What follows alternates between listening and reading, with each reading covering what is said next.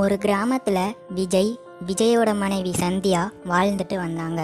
விஜய்க்கு வேலை கிடைக்காததுனால சந்தியா அதை பத்தி கேட்டுக்கிட்டு இருந்தா. அப்போ, என்னங்க இந்த தடவையும் உங்களுக்கு வேலை கிடைக்கலையா? இந்த தடவையாவது உங்களுக்கு கிடைச்சிரும் நான் ரொம்ப எதிர்பார்த்துட்டு இருந்தேங்க. சரி சரி விடு, அதெல்லாம் பார்த்துக்கலாம். உங்களுக்கு என்ன தெரியும், வேலை தேடுறேன் நீங்க போயிடுறீங்க.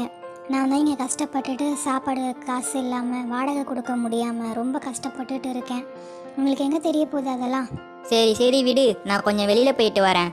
விஜய் வெளியில நடந்து போய்கிட்டு இருந்தான். அப்போ ஒருத்தரை பார்த்து அவர்கிட்ட போறான். அப்போ, நான் எனக்கு ஏதாச்சும் வேலை இருக்கானா? வேலை இருந்தா கொஞ்சம் சொல்லுங்கண்ணா. நானே வேலை இல்லாமல் தான்ப்பா இருக்கேன். சரி, அப்படி வேலை வந்ததுன்னா உன்கிட்ட நான் சொல்கிறேன், அப்போ நீ வாடா. அப்படியாண்ணா? சரிண்ணா, வந்தா சொல்லுங்க, நான் இப்போ போறேன். ஐயோ, இவரை நம்பி நம்ம வந்தா இவரே வேலை இல்லைன்னு சொல்றாரு. இப்போ நம்ம என்ன பண்றதுன்னு தெரியலையே. இதை வேற அவகிட்ட சொன்னா அவ வேற ஏதாச்சும் சொல்லுவா. இப்போ என்ன பண்ணலாம்? விஜய் யோசிச்சுக்கிட்டே போகும்போது அவன் ஒரு வாத்தை பார்க்கறான். அட, என்ன இந்த வாத்து இங்க தனியா இருக்கு? இதை நம்ம பேசாம வீட்டுக்கு எடுத்துட்டு போயிடலாமா? சரி, நம்ம இதை வீட்டுக்கே கொண்டு போவோம். இதை நம்ம சாப்பிட்டு எவ்வளோ நாள் ஆச்சு. இதை வச்சு நம்ம அந்த வேலை விஷயத்தை மறைச்சிடலாம். விஜய் அந்த வாத்தை அவன் வீட்டுக்கு கொண்டு போலான்ட்டு அவன் வீட்டுக்கு கொண்டு போயிட்டான்.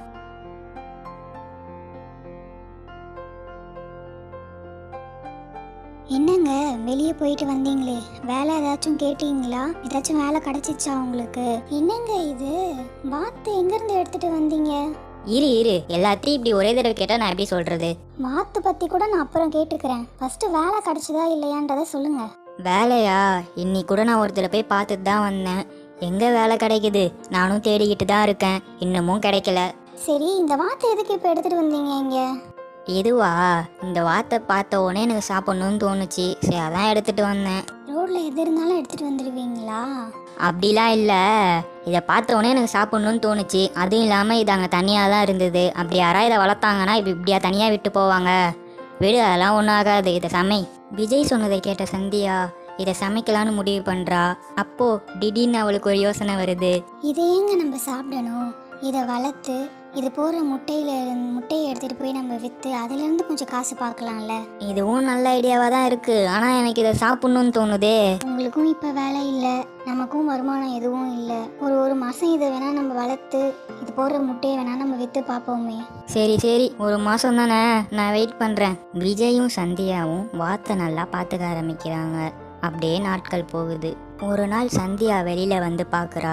அப்போ, அட பரவாயில்லையே, வாத்து முட்டை இட்டு இருக்கு போல. அட, இது என்ன முட்டை? டிஃப்ரெண்டா இருக்கே கலரே, கோல்டு கலர்ல இருக்கு. வாத்து முட்டைனாலே ஒயிட் கலர்ல தானே இருக்கும், இது என்ன டிஃப்ரெண்டா இருக்கே?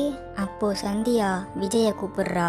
விஜயும் வந்து பாக்குறான். அப்போ, அட, இது என்ன சந்தியா, கோல்டு கலர்ல இருக்கு? எனக்கு தெரிஞ்சு இது ஒரு தங்க முட்டையா தான் இருக்கும். ஆனா இது எப்படி தங்க முட்டை போட்டுது? ஆமாங்க, நானும் தங்க முட்டைன்னு தான் நினைக்கிறேன். இதை பாத்தீங்களா, ஃபர்ஸ்டே நீங்க சாப்பிட்டுறேன்னு சொன்னீங்க. சாப்பிட்டுருந்தா நேரத்துக்கு நம்மளுக்கு இது கிடைச்சிருக்குமா? ஆமா சந்தியா, ஃபர்ஸ்டே இதை நம்ம சாப்பிட்டு இருந்தோம்னா நமக்கு என்னத்துக்கு தங்க முட்டை கிடைச்சிருக்காதுல. அந்த தங்க முட்டையை வச்சு விஜயும் சந்தியாவும் சந்தோஷமா வாழ ஆரம்பிச்சாங்க. கைஸ், இது வரைக்கும் நீங்கள் நம்ம சேனலை சப்ஸ்கிரைப் பண்ணலன்னா மறக்காமல் சப்ஸ்கிரைப் பண்ணுறங்க. பக்கத்தில் இருக்க பெல் ஐக்கானும் தொட்டு ஆளில் போட்டுக்கோங்க.